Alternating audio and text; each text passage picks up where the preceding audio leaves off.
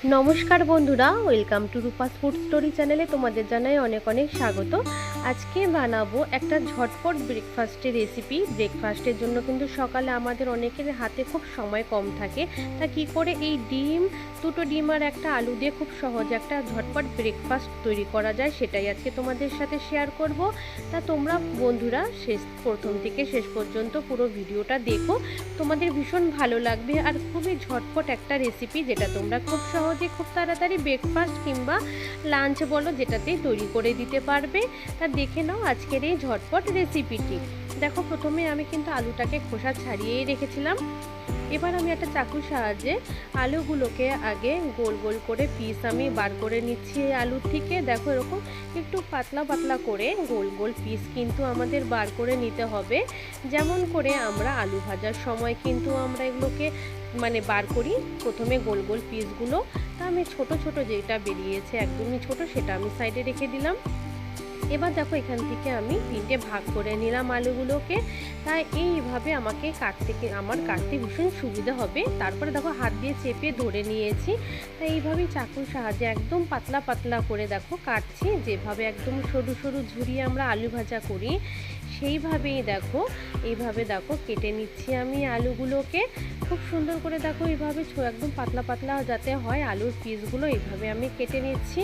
তোমরা হয়তো আমার থেকে আরও সুন্দর করে কেটে নিতে পারবে, তাই আমি দেখাচ্ছি এইভাবেই আমি দেখো পাতলা পাতলা করে পিসগুলোকে সব বার করে নেব।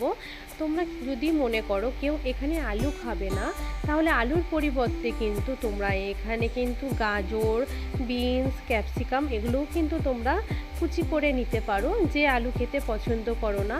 তবে অনেকেই আছো যারা আলু খেতে পছন্দ করো, তাহলে যদি হাতের কাছে শুধু এরকম আলু আর ডিম থাকে তাহলে খুব সহজেই তোমরা এই ঝটপট ব্রেকফাস্টের জন্য এই রেসিপিটা বানিয়ে নিতে পারবে খুব সহজেই। আর খেতেও কিন্তু ভীষণ ভালো হয় এবং খুব সহজেই এটা কিন্তু ব্রেকফাস্টের জন্য তৈরি করা যায়। আর অনেক সময় সকালবেলায় সবারই আমাদের তাড়াহুড়ো থাকে, তার ব্রেকফাস্ট নিয়ে আমাদের ভীষণ চিন্তা থাকে, বা বাচ্চাদের টিফিনে দেওয়ার মতন যে কি দেওয়া যায়। প্রত্যেক দিন কিন্তু একঘেয়ে খাবার কিন্তু বাচ্চারা খেতে চায় না। তাই একটু খুব যদি এরকম অন্যরকম স্বাদ পাল্টে পাল্টে যদি কোনো রকম রেসিপি করে দেওয়া যায় ছোট কিংবা বড়দের, তাহলে সকলেই ভীষণ কিন্তু খুশি হয়। তাই আজকে রেসিপিটা সত্যি খুব একদম ঝামেলা নেই, খুব সহজে খুব তাড়াতাড়ি কিন্তু রেসিপিটা তৈরি করা যায়।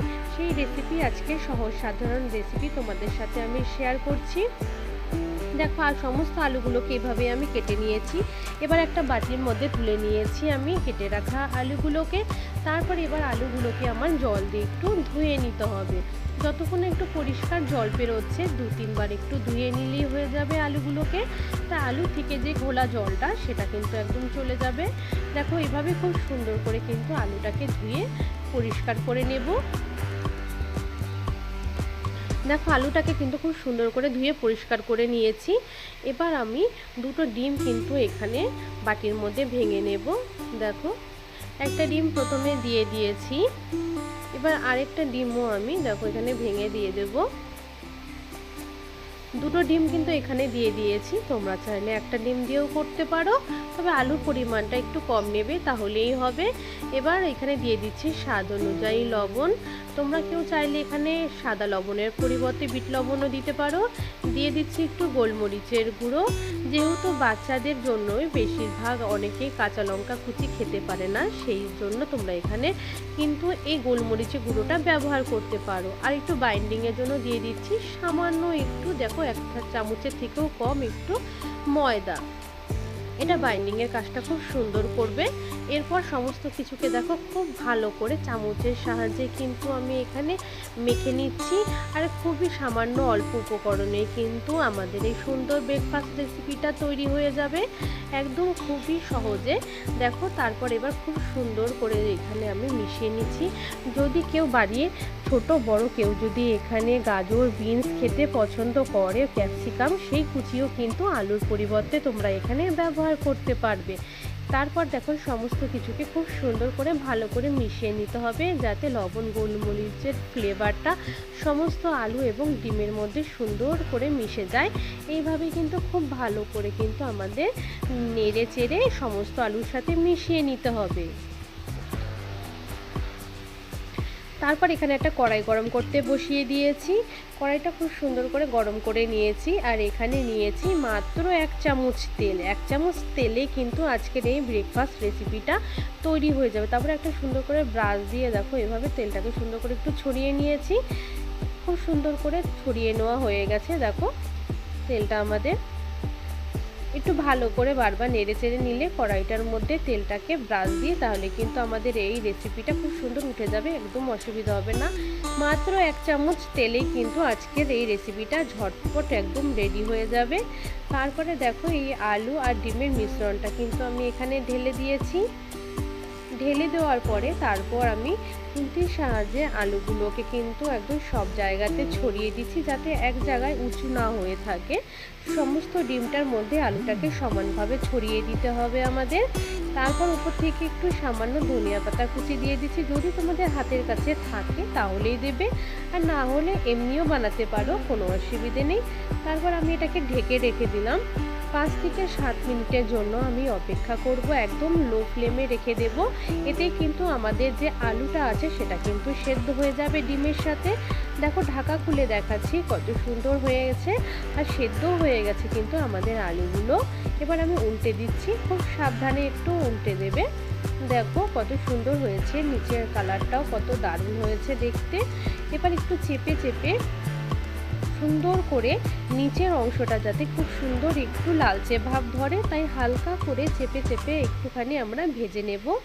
2-1 বার কিন্তু এখানে আমরা একটু ভালোভাবে একটু দেখো একটু ঘুরিয়ে ঘুরিয়ে সুন্দর করে কিন্তু আমাদের একটু নেড়ে চেড়ে এভাবে ভেজে নিতে হবে, যাতে সমস্ত দিকটা খুব সুন্দর করে হালকা লালচে রং ধরে, দেখতেও সুন্দর হবে এবং একটু ভাজা হলে খেতেও কিন্তু ভালো লাগবে। এইভাবে কিন্তু নেড়ে চেড়ে নিতে হবে খুবই হালকা করে। দেখো ওপরটা কত সুন্দর রং ধরেছে, হালকা লালচে রং ধরেছে আলুগুলোর মধ্যে।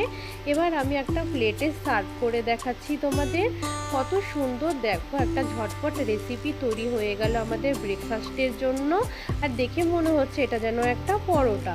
আর এরকম একটা রেসিপি যদি ছোট বড়দের যদি তৈরি করে দেওয়া যায়, তাহলে তারা কিন্তু মজা করে খাবে, এবং ব্রেকফাস্টের জন্য কিন্তু এটা একটা সেরা একদম রেসিপি।